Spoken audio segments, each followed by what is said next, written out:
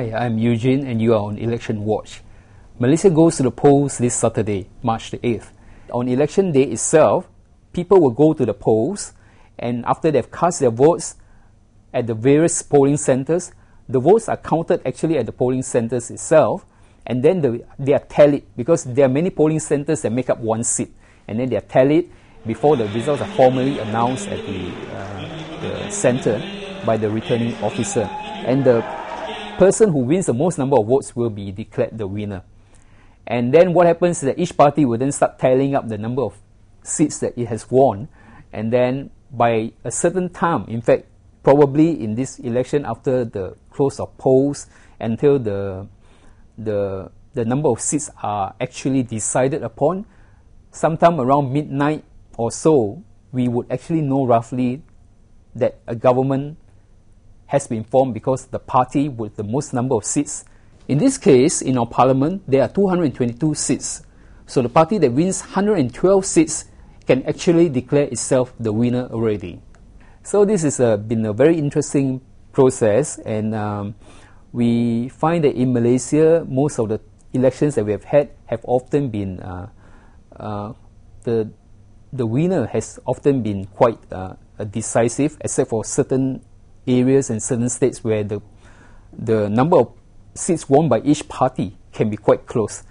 So when that happens, like in the British system also, sometimes parties may need to get together and try to work out some kind of solution so that they can form a government.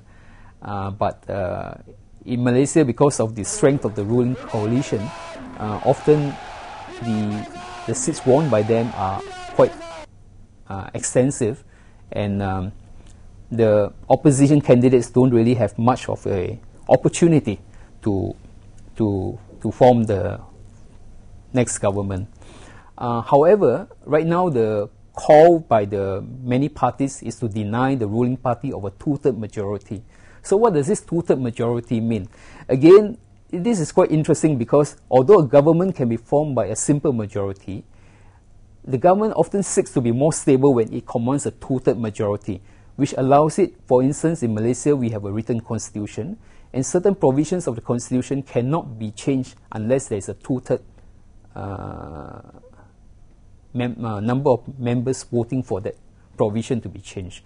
So most of the governments always talk about having a two-third majority so that they can have a comfortable time in the legislature, be it at the State Assembly or at Parliament House itself.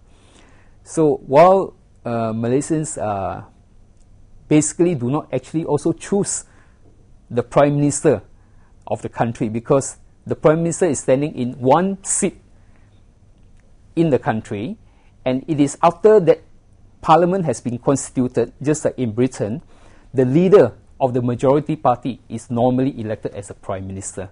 So this is not like the US where you can actually choose a president, but we follow the system where the party with the highest number of seats gets to form the government, and they decide who should then be the Prime Minister.